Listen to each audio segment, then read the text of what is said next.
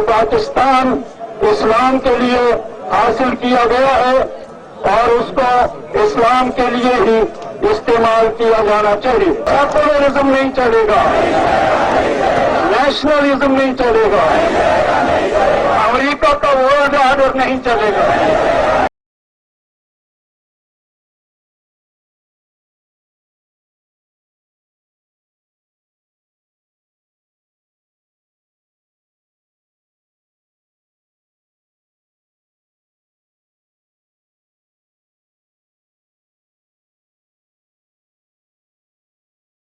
کشمیری مسلمانوں کی عظیم جدوجہد آزادی نامہ اعمال میں لے کر سید علی گیلانی رب کے حضور پیش. سید علی گیلانی کا 93 برس کی عمر میں انتقال. 12 سال سے گھر میں نظر بند بزرگ حریت رہنما طویل عرصے سے علیل تھے.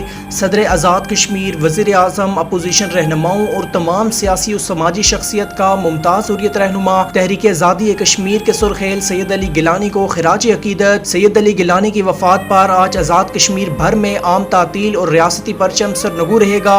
حکومت آزاد کشمیر کی جانب سے سید علی گیلانی کی وفات پر 3 روزہ سوگ کا اعلان. پاکستان اسلام کے لیے حاصل کیا گیا ہے اور اس کو اسلام کے لیے ہی استعمال کیا جانا چاہیے. وہاں سوشلزم نہیں چلے گا, نہیں دونوں ہاتھوں کو.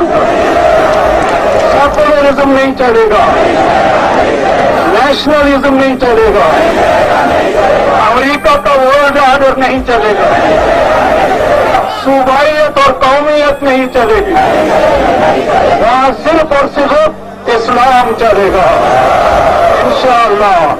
مقبوضہ کشمیر کی آزادی کے لیے دبنگ آواز 1987 میں سیاست چھوڑ کر جدوجہد آزادی کا آغاز کیا. 29 ستمبر 1929 بارہمولہ میں پیدا ہونے والے سید علی گیلانی کی پوری زندگی کشمیریوں کے لیے مثال. وزیر اعظم آزاد کشمیر سردار عبدالقیوم خان نیازی نے کہا کہ سید علی گیلانی کی وفات کشمیری قوم کے لیے بہت بڑا سانحہ ہے.